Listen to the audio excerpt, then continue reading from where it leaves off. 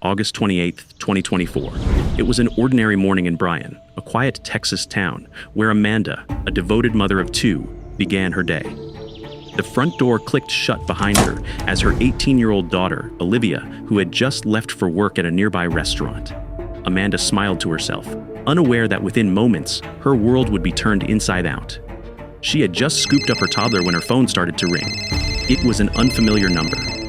She hesitated, then answered. What she heard next made her heart stop. Mom, please help me. Please come find me. Olivia's voice was frantic, crying with pure terror. Amanda's blood ran cold. Olivia, what happened? Are you hurt? Where are you? But before Olivia could respond again, a man's voice took over the line. His voice was calm, measured, and menacing. Is this your daughter? Amanda could barely speak. Yes. Who is this? What's going on? Is she okay? There was a pause. Then the man exhaled deeply and spoke again. His tone was like ice, controlled and unflinching. Listen carefully. If you want to see your daughter again, you will do exactly as I say. If you contact anyone, I will know. I will do unspeakable things to her. And then I will sell your daughter like livestock. Amanda was stunned by what she just heard. Please don't hurt her. I'll do whatever you want. Good. Then this will be easy. You will go to Walmart and send me $3,000 in money orders. You will stay on the phone the entire time, or you'll hear her scream again. Amanda's hands were shaking so badly she could barely move. Tears blurred her vision as she rushed to strap her toddler into his car seat. The man's voice never left her ear. Tell me everything you see, what road you're on, which lights you stop at. I need to know exactly where you are. Amanda obeyed. Her voice was thin and cracked as she narrated her drive, naming intersections, passing landmarks, street names she barely knew. When she pulled into the Walmart parking lot, the man's voice dropped a notch. I can see you. Amanda froze. Her eyes scanned the lot wildly. Every parked car became a potential threat. She couldn't see Olivia. She couldn't see anyone suspicious. But the sense of being watched made her stomach hurt. You're going to tell the Walmart employee that you're sending money to your brother in Mexico. That's all. Nothing else. Or she's gone forever. Still cradling her phone in her pocket, Amanda picked up her toddler and walked briskly into Walmart. At the money services counter, she was met by a friendly-looking cashier who offered a warm smile. Hi there. How can I help you today? I need to send a money order to my brother in Mexico. Amanda placed the written details the man had provided onto the counter. The cashier looked down at the paper, then back at Amanda. Her smile faded. Something was off. Are you okay, ma'am? You look really upset. Amanda's lips trembled. She leaned in, her voice barely a whisper. If I don't send this money, you're going to kidnap my daughter. Please, just send it. The cashier's eyes widened in alarm, but she stayed calm. Hold on, I need to get my manager. No, please, Amanda begged. He said he'll know. He said he'll hurt her if I talk to anyone. Ma'am, the cashier whispered urgently, this sounds like a scam.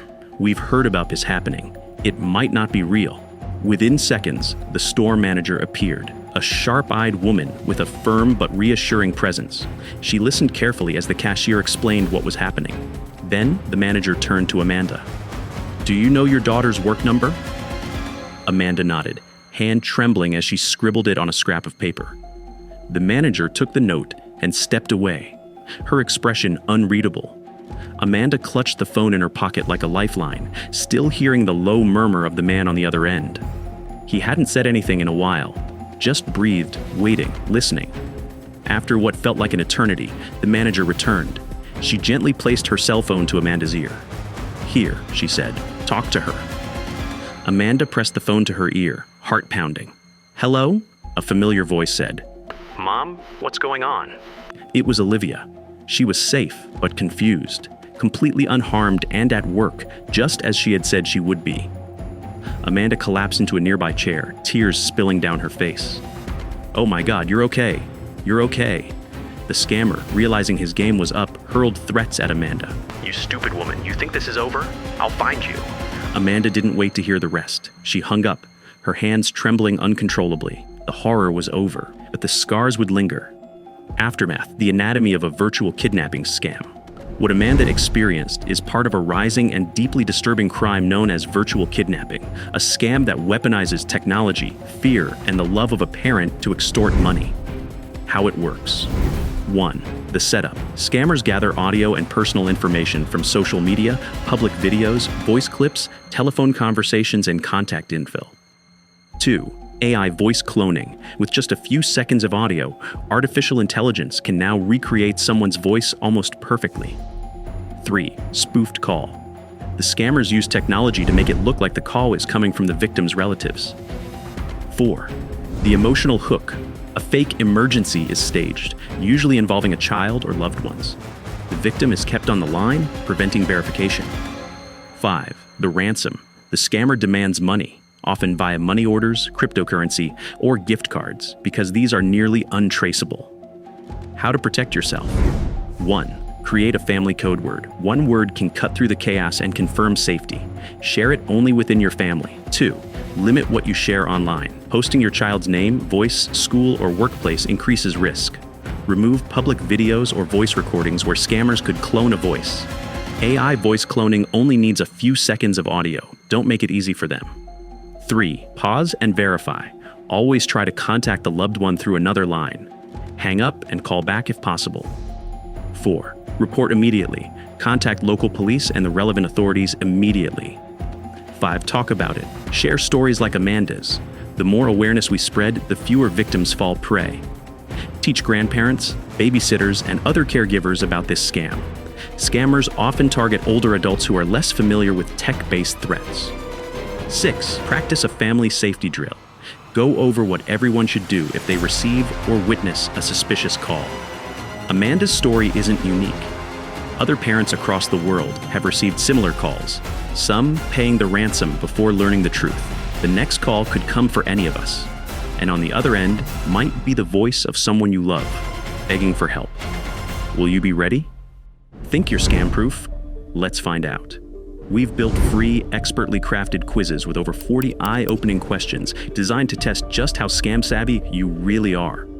At the end of each quiz, you'll get a personalized risk score, low, moderate, or high. Most people don't get the result they expect. And that's the point. These aren't just quizzes, they're a reality check. Some questions might make you squirm, and that's a good thing, because awareness is your strongest defense. Additionally, if you've already fallen victim to a scam and feel unsure about your next steps, don't worry. Download our free Scam Victims Recovery Guide. It outlines the actions you should take and resources to help you regain control.